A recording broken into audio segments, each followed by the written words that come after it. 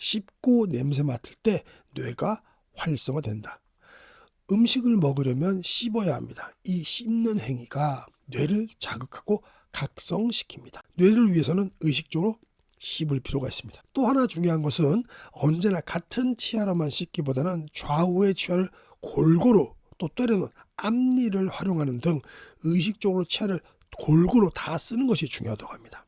이렇게 하면 뇌의 두정엽에 있는 이해계 뇌번지가 활성화되어서 뇌의 공간 인지력이 높아진다고 합니다. 그 다음으로는 씹는 것도 중요하지만 또 냄새 맡는 것도 중요한데 이게 또 되게 재밌더라고요. 식품과 화장품의 향료를 조합하는 그 조향사님들 있잖아요. 그분들은 고령이 되더라도 치매에 잘 안 걸리는 직업군이라고 합니다. 반대로 치매에 걸린 사람은 향기를 인식하는 능력이 당연히 떨어집니다. 요리할 때 냄새를 의식하고 식사할 때도 먹기 전에 음식 냄새를 즐기는 습관을 들여야 합니다. 그러면 감정계 뇌번지가 활성화돼서 치매를 예방할 수 있다고 합니다. 안녕하세요 시청자 여러분, 오늘도 만나 뵙게 돼서 반갑습니다. 여러분의 소중한 시간 아껴드리기 위해서 책의 핵심 내용만 쏙쏙 빼서 전달해드리는 건강 스케치입니다. 살짝 MSG도 치고 있습니다. 오늘 소개할 책은요, 지난번에 이어서 늙지 않는 뇌 사용법 세 번째 시간입니다. 지은이는 가토 도시누리 박사님이시고요. 펴낸 곳은 이세입니다. 오늘도 변함없이 서로 길지 않게 바로 시작하도록 하겠습니다. 우리가 요오드 조절을 잘해야 또 치매를 예방할 수 있다는데요. 요건 잘 모르시는 분들이 많으세요. 요거 좀 알려드릴게요. 치매의 원인은 여러 가지가 있지만 갑상선 호르몬 이상도 그 이유 중 하나입니다. 여성에게 많은 갑상선병은 크게 나누어 두 가지가 있습니다. 하나는 바세도우병 등의 갑상선 기능 항진증이고요. 이게 갑상선 호르몬이 많아져서 생기는 병입니다. 바세도우병 역시 자가 면역 질환이죠. 또 하나는 갑상선 기능 저하증으로 반대로 이것은 갑상선 호르몬이 적어서 발병합니다. 둘 가운데 후자 갑상선 기능 저하증에 의해서 치매 리스크가 더 높이 나타나는 것으로 알려졌습니다. 중요한 것은 갑상선 호르몬의 수치가 정상 범위라 하더라도 한계치라면 치매에 걸리기 쉽다는 것입니다. 요게 좀 우리가 치매를 걸리지 않기 위해서는 갑상선을 정상으로 유지시키는 식사와 또 요오드를 잘 섭취하는 것이 중요한데요. 요오드는 해조류에 많이 포함되어 있으므로 식사할 때 가능한 한 많이 드시도록 해야 합니다. 해조류 중에는 요오드를 특히 많이 포함한 식품이 있는데요. 이제 네 가지입니다. 첫 번째, 김. 김은 우리나라 소울푸드죠. 김치랑 함께. 김은 요오드가 풍부할 뿐 아니라 단백질도 많이 함유되어 있어서 100g의 김에는 우유의 약 12배 그리고 달걀의 약 3배에 해당하는 단백질이 포함되어 있습니다. 비타민 A와 비타민 B와 아스파라긴산 등도 풍부한데요. 물론 김은 기성 제품들 말고 구워서 직접 드시는 게 제일 좋죠. 그 다음 두 번째는 미역입니다. 미역은 요오드는 물론이고 칼슘과 칼륨 그리고 비타민 A와 비타민 K 그리고 아연 등의 미네랄까지 함유한 식품이 바로 미역입니다. 수용성 식물 섬유인 알긴산과 다당류의 하나인 푸코이단도 섭취할 수 있어서 뇌뿐 아니라 장내 환경도 개선해줘 내장이 건강해집니다. 그러니까 우리가 장내 축이잖아요. 그러니까 요거 미역을 드시면 뇌도 좋고 장도 좋고 정말 일석이조네요. 그죠? 그 다음엔 토치입니다. 톳은 철분이 풍부한 식품으로 알려져 있지만 요오드도 많이 함유되어 있습니다. 또한 중성지방을 줄이는 효과가 있는 탄닌이라는 폴리페놀도 톳을 통해서 섭취할 수가 있습니다. 그 다음에는 미역귀. 미역귀는 미역의 뿌리 부분으로 미역과 마찬가지로 요오드도 많고 또 특히 푸코이단이나 알긴산은 미역보다 훨씬 더 많다고 합니다. 자, 뇌 손상을 막아주는 비타민 바로 전에요. 여러 가지 해조류가 나왔으니까 우리가 매생이 빼놓을 수 없죠. 매생이 효능이라고 이렇게 치면은 광양사랑병원에서 정리해 놓으신 게 있는데요. 우리 매생이에도 철분이 풍부해서 또 빈혈이 좋고 칼륨, 요오드, 칼슘도 풍부해가지고 골다공증, 뼈 관련해서 좋고요. 어린이 성장 발육에도 좋습니다. 우리 매생이는 요새는 겨울이니까 매생이 굴국밥 맛있잖아요. 이거 매경 헬스 사이트에서 딱 맛있게 생겼죠. 이게 굴국밥입니다. 이렇게 하는 거 했는데요. 굴국밥 만드는 법 다 아시겠지만 매생이하고 굴, 물 6컵, 다진 마늘, 참기름, 소금, 양념, 재래간장 이렇게만 하면 되네요. 만드는 법은 간단합니다. 매생이를 물에 넣고 흔들어서 씻은 후에 체에 맞춰 물기를 빼고 나서 굴은 소금물에 살짝 담궈갖고 좀 씻어야 되겠죠. 굴 좀 노로바이러스 같은 것도 좀 있고 하니까 좀 씻고 나서 냄비에 참기름을 살짝 둘러갖고 다진 마늘과 굴을 넣어서 같이 볶은 다음에 굴이 익으면 물과 헹군 매생이 양념을 넣어서 끓이고요. 마지막에 입맛에 맞게 소금 간 하시면 되겠죠. 이거 맛있겠습니다. 그죠? 요즘은 이렇게 매생이 굴, 요거 아주 좋겠네요. 그 다음에 제가 보여드릴 게 아까 여성분들이 아무래도 갑상선 질환이 많잖아요. 그러다 보니까 또 그거에 의해서 치매도 많이 걸리신다고 하는데 이렇게 AI로만 찾아보면 치매 환자 비율이 지금 여성이 6대 남성이 4 정도 됩니다. 근데 요게 전체적으로 그렇지만 옛날 신문 같은 것도 보면 좀 더 심하더라고요. 연합뉴스에서 18년 자료인데요. 18년 거 보면은 이거 좀 더 심각합니다. 여성에게 왜 이렇게 많이 치매가 더 나타날까라는 건데요. 여성은 아무래도 호르몬 변화들도 있고 여러 가지가 좀 있는데 이게 지금 알츠하이머성 치매 질환과 하고 숫자 그리고 진료비가 이렇게 막 급상승하고 있습니다. 엄청나게 이렇게 급상승하고 있고요. 그 다음에 보시면 이 성별 치매 환자 수에서 옛날에는 2007년에는 그래도 좀 비슷했다가 여성 환자 비율이 점점 올라가요. 66%에서 점점 올라가서 2017년까지 자료인데 이게 거의 70%까지 육박했습니다. 지금 거의 7대 3 정도네요. 여성분들이 되게 많습니다. 왜냐하면 이제 대표적으로 여성 호르몬이 줄면서 수면 정서 장애가 발생하죠. 여성 호르몬이 준다는 얘기는 뭐죠? 폐경기라든가 이럴 때. 그죠? 그리고 당연히 남성보다 수명이 길기 때문에 더 많이 생긴다고 합니다. 그래서 요걸 갖다가 조금 더 이제 잘 살펴보면 요거는 이제 히트 뉴스인데요. 보시면 요거는 이제 그 자료까지 잘 나왔더라고요. 우리 배진건 박사님께서 특별 기고하신 건데요. 요 논문도 이렇게 보면 있더라고요. 요거 한번 나중에 보셔도 되겠지만 제가 간단하게 살펴보면 여기 밑에 있습니다.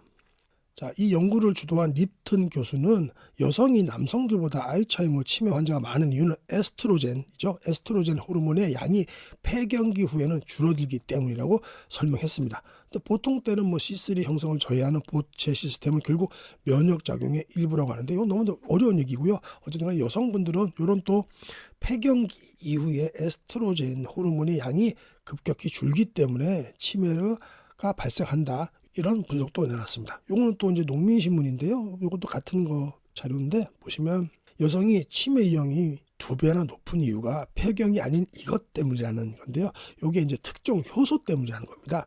요 특정 효소가 뭐냐면 특정 X 염색체 관련 효소가 남성보다 여성에게 더 많이 발현되는 점이 여성 알츠하이머 치매 위험이 남성보다 높은 이유가 된다라고 하는데요. 이거 너무 어려운 얘기니까 USP11 호르몬이라는데 어쨌든 간에 여성들은 이런 여러 가지 호르몬에 의해서 조금 더 치매 발병률이 높아요. 장수도 원인이라고 했죠. 남자보다 더 많이 사니까 더 치매 발병률이 높은 거죠. 그러니까 여성분들은 특히 좀 주의하셔야 되겠습니다. 자, 다음 또 보겠습니다. 뇌의 손상을 막아주는 비타민. 우리의 뇌와 몸은 활성산소에 의해서 손상을 입어서 결국 퇴화합니다. 우리 다 알고 계시죠? 즉 몸이 산화되면 노화가 진행되는데요. 쇠가 시간이 지나면 녹이 쓰는 것과 같은 이치입니다.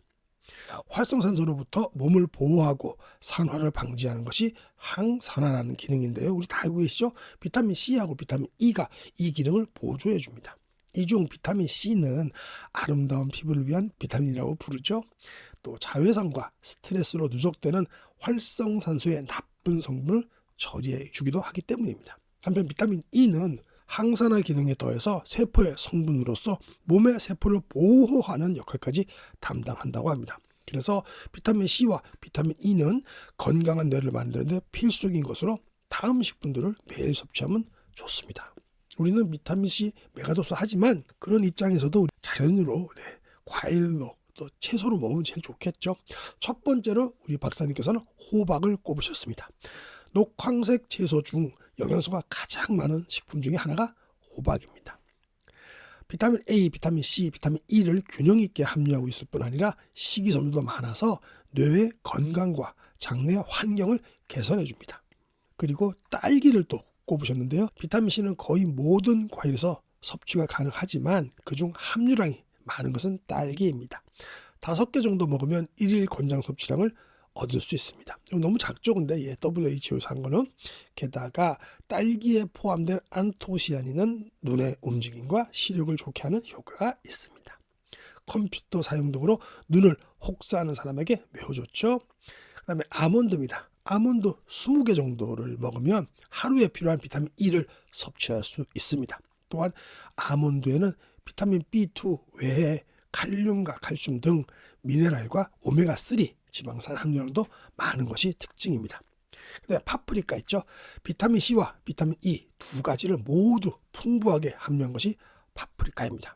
그중 빨간 파프리카에는 특히 녹색 파프리카의 2배 이상의 비타민 C가 포함되어 있습니다. 그렇다고 녹색 파프리카가 안 좋으냐? 그것도 아니죠. 제가 좀 이따 설명해 드리겠습니다. 이외에도 베타카로틴과 붉은 고추에도 포함된 캡사이신 성분들이 풍부해서 항산화 작용을 합니다.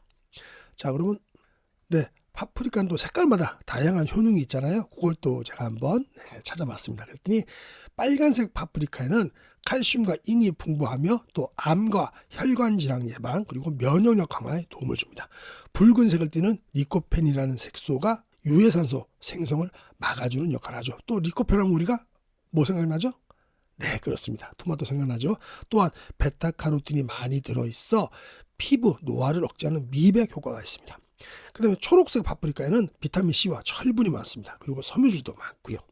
노란색 파프리카에는 혈액 응고를 막는 피라진 성분이 들어있어 고혈압, 심근경색 등 혈관 질환 예방에 도움이 됩니다. 플라보노이드가 풍부해서 혈관의 벽을 튼튼하게 강화합니다. 우리 노란색 파프리카 너무 좋네요. 그죠? 또 그리고 주황색 파프리카에는 비타민C와 비타민 E가 풍부합니다. 칼륨도 많이 들어있으니까요. 물론 빨, 초, 노, 중 이렇게 번갈아 드시면 좋겠지만 저 같은 경우는 이제 혈관도 있고 하니까 노란색 파프리카 요거 또 심혈관계 또 심근경색 요런 질환의 예방에 좋으니까요. 요거 한번 또 생각해 봐야 되겠네요. 다시 책으로 돌아왔습니다. 그래서 뇌에 좋은 음식 또 뇌에 좋은 식습관 요거가 중요한 건데 한번 보도록 하겠습니다. 지금까지 추천한 채소를 슈퍼마켓 혹은 마켓에서 사더라도 그 종류나 양이 너무 많죠. 매일 이렇게 많은 채소 요리를 만들기가 쉽지 않습니다. 중요한 것은 채소를 먹겠다는 마음 먹음입니다. 이를테면 점심 외식 때는 샐러드를 좀 먹을 수 있는 가게를 찾아보시고 낮에 채소를 많이 섭취하면 장점이 많습니다. 우선 많이 먹어도 졸리지 않는다는 점이고요. 게다가 채소를 먹으면 같은 양으로도 쉽게 포만감이 생겨서 체중 조절도 가능하죠. 채소는 농약을 사용하지 않는다면 항산화 식품의 필두라고 해도 과언이 아닙니다. 또 농약을 사용하더라도 우리가 대부분 수용성이기 때문에 잘 깨끗이 씻어서 드시면 되겠죠. 이러한 채소 중심의 식단으로 식사를 한다면 아침, 점심, 저녁 중에는 어느 때가 제일 좋을까요? 그것은 절대적으로 점심입니다. 아침도 아니고 저녁도 아니고 점심이라고 박사님께서 강조하셨는데 이유를 한번 보겠습니다. 점심에 채식 중심의 식단으로 만족감을 얻으면 저녁 식사량이 자연스럽게 억제되고 많이 먹지 않아도 편히 잠들 수가 있습니다. 그리고 저녁 11시에는 침실에 들고 7시 정도 수면을 취하면 다음날 아침 식사도 맛있게 드실 수가 있다고 합니다. 맛있는 아침을 먹으면 이번엔 점심이 기다려지죠. 그리고 이러한 식사 리듬이 정립되면 식간의 뇌활동이 안정화되고 매사에 적극적이 됩니다. 다만 과식하거나 반대로 식사와 식사 사이 공복 시간이 너무 길지 않도록 조절하는 것이 중요합니다. 뇌를 항상 건강하게 유지하려면 자신이 좋아하는 음식 중에서 어떤 것이 뇌에 좋고 건강한지를 알고 그것을 섭취하는 것이 이상적입니다. 누구라도 다소 좋고 싫은 음식이 있는데 건강에는 좋지만 싫어하는 것만 먹다 보면 또 스트레스가 쌓일 수 있죠. 그러니까 참고로 우리 박사님 같은 경우는 육류 요리를 좋아하지 않는다고 합니다. 미국에서 6년 동안을 생활한 적이 있지만 햄버거와 스테이크는 거의 먹지 않았다고 합니다. 저도 미국에 한 1년 있을 때 진짜 질리더라고요. 하루에 2끼 먹으면 너무 질려서 물리더라고요. 한국 사람은 한식을 먹어야 되는데 다행히 미국 음식점에는 여러 메뉴가 많아서 식사량에는 문제가 없었다고 합니다. 식사를 할 때는 몸에 좋은 것만 골라 먹기보다는 우선은 뇌에 좋은 음식 중에서 자신이 좋아하는 것을 선택하면 좋습니다. 그리고 좋아하는 식재료를 써서 집에서 요리하는 것도 뇌를 건강하게 만들어 줍니다. 간단히 요리해서 먹을 수 있으면서도 자기가 좋아하는 음식이 가장 이상적입니다. 예컨대 제가 좋아하는 연어는 찌거나 구워도 맛이 있고 조리도 간편하죠. 연어 맛있긴 맛있습니다. 그리고 저는 나토도 좋아하는데 미국에서는 나토를 구하기가 쉽지 않아서 귀국해서는 새삼 나토의 고마움을 크게 느끼게 되었습니다. 밥에 얹어 먹는 것은 물론이고 스파게티나 달걀 또는 채소와 함께 볶아도 맛있게 먹을 수 있습니다. 그리고 간식도 중요하죠. 저는 늘 뇌에 좋은 간식을 몇 가지 준비해둡니다. 우선은 감귤입니다. 요즘 감귤철이죠. 조금 초조해지는 기분이 들면 감귤 한 개를 그대로 먹습니다. 그러면 기분이 진정됩니다. 또 책상에 앉아있는 시간이 길어지면 아무래도 무표정한 시간도 늘어납니다. 이때는 건멸치나 견과류를 먹습니다. 둘 다 턱 근육을 써서 확실히 씹어야만 삼킬 수 있습니다. 이게 중요하죠. 저작 활동이. 이럴 때는 뇌에 좋은 간식을 섭취해서 입을 움직여서 운동계 뇌번지를 자극하는 것이 좋습니다. 바로 이어지는 챕터에서 그걸 바로 알려드립니다. 씹고 냄새 맡을 때 뇌가 활성화된다. 음식을 먹으려면 씹어야 합니다. 이 씹는 행위가 뇌를 자극하고 각성시킵니다. 요즘 사람들은 옛날에 비해서 딱딱한 물건을 점점 먹지 않게 되었습니다. 소고기를 예를 들어도 우리 입에서 살살 녹는 툭불 한우만 좋아하죠. 네, 부드러운 소고기가 인기입니다. 일본에서 그게 났으니까요, 그죠? 와규 같은 거. 그러나 너무 부드러운 탓에 고기를 충분히 씹지 않고 삼키게 되어 문제입니다. 뇌를 위해서는 의식적으로 씹을 필요가 있습니다. 다시 한번 강조할까요? 뇌를 위해서는 어떻게 해요? 의식적으로 씹을 필요가 있습니다. 특히 아침 식사는 심하다 싶을 정도로 씹는 것이 중요합니다. 아침 안 드시는 분은 뭐 점심에 드셔도 되겠지만 이유는 잠이 덜 깬 뇌가 활성화된다라고 합니다. 아침 드시는 분들은 잠이 좀 덜 깬 뇌를 활성화시키시기에 심하다 싶을 정도로 씹으시면 되겠습니다. 그러므로 아침 식사는 예컨대 햄버거보다는 잡곡과 현미밥을 먹는 것이 좋습니다. 우리 연세 드신 분들이 저도 포함해서 뭐 햄버거 안 먹죠, 아침에. 저도 가끔 이제 주말에 아내랑 이제 어디 가갖고 이제 주말에는 이제 애들 좀 뭐 밥 챙겨주고 우리는 나가서 아점이라고 그러죠. 블랙 뭐 이렇게 먹는데 브런치를 먹는데 가끔 이제 뭐 쉑쉑버거 이런 거 먹으러 가거든요. 11시 12시에 첫 끼로 그런 쉑쉑버거 같은 거 먹으면 하루 종일 속이 불편하더라고요. 예, 그런 게 있더라고요. 그래도 쉑쉑버거는 뭐 그런 뭐 맥도날드 같은 그런 뭐 정크 푸드까지는 아니지만 어쨌든 간에 그런 거 먹으면 속이 안 좋더라고요. 씹는 횟수가 확실히 늘어나기 때문입니다. 뭐보다는요, 햄버거보다 잡곡과 현미밥을 드실 때는요. 당연한 거죠. 또 하나 중요한 것은 언제나 같은 치아로만 씹기보다는 좌우의 치아를 골고루 또 때로는 앞니를 활용하는 등 의식적으로 치아를 골고루 다 쓰는 것이 중요하다고 합니다. 이렇게 하면 뇌의 두정엽에 있는 이해계 뇌번지가 활성화되어서 뇌의 공간 인지력이 높아진다고 합니다. 이것도 우리가 치아도 잘 쓰셔야 되는데 중요하잖아요. 연세 드시면은 치아도 좀 안 좋고 임플란트는 꼭 하셔야 될 것 같아요. 그죠? 임플란트를 해갖고 저 같은 것도 한쪽 임플란트 할 때 한 4개월 정도는 또 한쪽 머리만 씹으니까 별로 안 좋더라고요. 지금은 근데 골고루 씹고 있는데 그게 또 버릇이 돼가지고 또 이상하게 한쪽으로만 또 씹게 되는 경향이 있어서 일부러라도 또 다른 쪽으로 씹으려고 노력하는데요.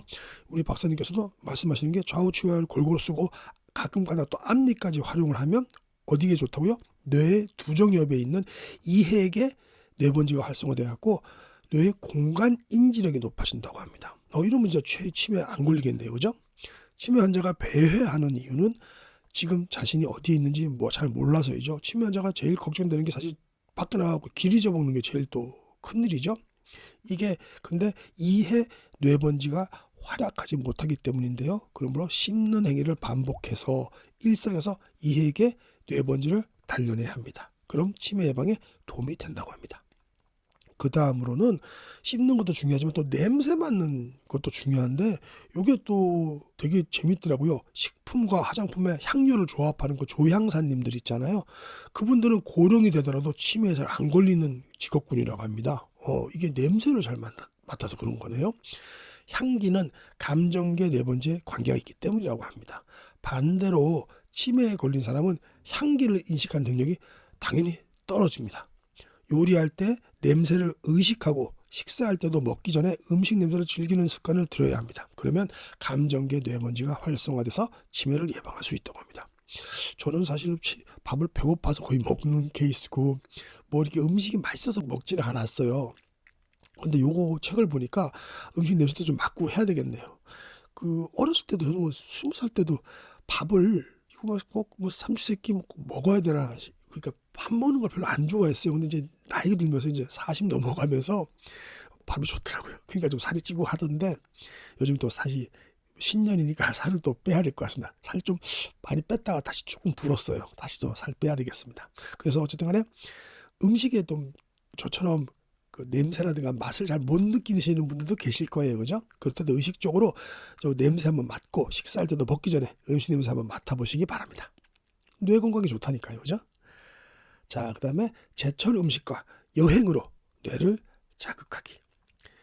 사계가 있는 나라는 계절별 제철 음식이 있습니다. 슈퍼마켓에서 다랑어가 전시되면 여름이 왔다고 느끼고 송이버섯이 나오면 가을이 왔다고 생각합니다. 식재료에서 계절의 변화를 느끼고 그 계절에 맞는 음식을 생각할 때 기억계와 이외 뇌먼지가 발달합니다. 이것도 정말 중요한 거네요. 우리도 지금 감귤이 있으니까 지금 겨울이지 맞아 이렇게 생각하면은 그것도 다 뇌 활동에 도움이 되고 치매 예방이 되는 거네요. 이제는 하우스 재배와 냉동 기술의 발달로 계절에 관계없이 다양한 음식을 즐길 수 있습니다. 그래도 제철 음식을 보면 왠지 기분이 좋습니다. 이런 기분도 뇌를 활성화해주는 것입니다. 또한 여행지에서의 식사도 뇌를 활기차게 해줍니다. 여행 많이 다니시는 게 좋을 것 같습니다. 그죠? 또 걸어다니면 또 건강에도 좋으니까요. 여행 중에는 그 지역에서만 먹을 수 있는 음식을 만날 수 있고 또 그 음식은 뇌에 새로운 경험을 선사할 기회를 제공합니다. 그러므로 여행지에서는 반드시 지금까지 맛보지 못한 것을 찾아서 드셔보세요. 아울러 현재 토산물 구입도 뇌를 자극하는 일입니다. 누구에게 줄까, 몇 개를 살까 생각하고 받는 사람의 취향을 생각하며 선물을 고르면 기억계 뇌먼지와 사고 뇌먼지가 단련됩니다. 네, 이것도 그런 것 같아요. 저도 이제 저희 장인어른 장모님도 여행 다녀오시면 얼마 전에 일본 또 다녀오셔갖고 애들 뭐 조그만 거 사갖고 오셨는데 아유 뭐 애들 요새 받아도 뭐 애들이 쓰지도 않잖아요. 근데 어머님한테 돈 아까우니까 하지 마세요라고 얘기할까 했는데 이 글을 보니까 어머니 이건 애들이 좋은 게 아니고 우리 어머님한테 더 좋네요. 장모님 장인어른한테 더 좋네요. 요걸 고르면서 손주들 생각하면서 고르고 손주들도 많거든요. 고르다 보면 우리 애들도 있고 뭐 큰 집 애들도 있고 하니까 고르다 보면 아이고 걔들 취향도 생각하게 되고 그럼 또 그 기쁜 마음에 구매하시면 행복해지고 치매도 예방되고 사오시는 거 말리면 안 될 것 같습니다. 자, 그래서 일상생활에서 벗어나서 좀 멀리 떨어진 장소를 방문하고 좀처럼 먹어보지 못한 음식을 먹고 누군가의 선물을 사는 여행은 뇌의 최고의 자극제인 것입니다. 여행 많이 다니시기 바랍니다. 그래 돌아다니시면 건강도 좋잖아요. 자, 여러분들이 제일 좋아하시는 오늘의 결론 및 핵심 요약 시간입니다. 우리는 까마귀 고기를 먹죠. 요오드 조절도 중요하다는 챕터였는데요. 치매의 원인은 여러 가지가 있지만 갑상선 호르몬 이상도 그 이유 중 하나고요. 특히 갑상선 항진증보다는 갑상선 저하증, 요게 문제가 되죠. 그래서 그 요오드가 많은 해조류가 뭐가 있냐면요. 김, 미역, 톳, 미역귀, 그리고 아까 제가 따로 소개했던 뭐죠? 기억나시나요? 네, 맞습니다. 매생이가 있습니다. 그다음에 뇌 손상을 막아주는 비타민이 많은 음식으로서 우리 박사님께서 특히 꼽으신 건 4가지인데요. 첫째, 호박. 둘째, 딸기. 셋째, 아몬드. 넷째, 파프리카. 파프리카에서도 아까 색깔별로 다 달랐지만 특히 심혈관계통에 또 동맥경화에 좋은 것은 노란색 파프리카였습니다. 그 다음에 뇌에 좋은 음식, 뇌에 좋은 습관을 가져라. 중요한 것은 이 많은 채소를 어떻게 다 먹겠느냐, 그게 아니고 먹겠다고 마음 먹는 것부터가 제일 중요하다라는 거 말씀하셨고요. 이러한 채소 중심의 식단으로 식사를 한다면 절대적으로 점심에 드시는 걸 추천한다라고 박사님께서 꼬집어 주셨습니다. 그 다음에 씹고 냄새 맡을 때 뇌가 활성화된다고 말씀하셨죠. 뇌를 위해서는 의식적으로 씹을 필요가 있습니다. 제가 뭐 계속 말씀드리지만 꼭 껌을 씹으라는 그런 책도 있습니다. 네, 뇌를 위해서 껌을 씹으라는 책도 있어요. 좌우의 치아를 골고루 또 때로는 앞니를 활용하는 등 의식적으로 치아를 다 쓰는 것입니다. 이렇게 하면 뇌의 두종엽에 있는 이해계 뇌번지가 활성화되어서 뇌의 공간 인지력이 높아집니다. 그 다음으로는 냄새를 맡는 행위도 매우 중요합니다. 자, 다음 챕터. 제철 음식과 여행으로 뇌를 자극하기. 식재료에서 계절의 변화를 느끼고 그 계절에 맞는 음식을 생각할 때 기억계와 또 이해 뇌번지가 발달하게 됩니다. 일상생활에서 벗어나 좀 더 멀리 떨어진 장소를 방문하고 좀처럼 먹어보지 못한 음식을 먹고 누군가의 선물을 사는 여행은 뇌의 최고의 자극제인 것입니다. 일상생활에서도 우리가 뇌는 계속 반복된 거, 똑같은 거 하는 거 우리를 좋아하죠. 근데 그거 갖다가 하면 뇌는 별로 안 좋죠. 별로 안 좋은 게 아니고 뇌를 갖다가 좀 일깨우려면 맨날 예를 들어서 버스를 타는 거리라면 요번에는 지하철도 타보고 맨날 뭐 38번만 탔다면 요번에 37번 타갖고 한번 돌아서도 가보고 뭐 그렇게 음식도 점심시간에 나가서 맨날 똑같은 거 내가 제일 좋아하는 뭐 설렁탕만 드시지 말고 설렁탕 말고 도가니탕도 먹어볼까? 혹은 오늘은 좀 뭐 수제 햄버거도 먹어볼까? 수제니까 전국푸드 아니니까 괜찮겠죠. 그렇게 좀 계속 바꿔가는 거 그게 뇌 건강에 일상생활에서 가장 도움되는 겁니다. 그렇죠? 이상으로 오늘 책 리뷰 마치도록 하겠습니다. 건강은 하루아침에 망가지거나 좋아지지 않습니다. 건강 스케치와 함께 좋은 습관을 꾸준히 유지하시기 바랍니다. 지금까지 함께 해주셔서 정말 감사합니다.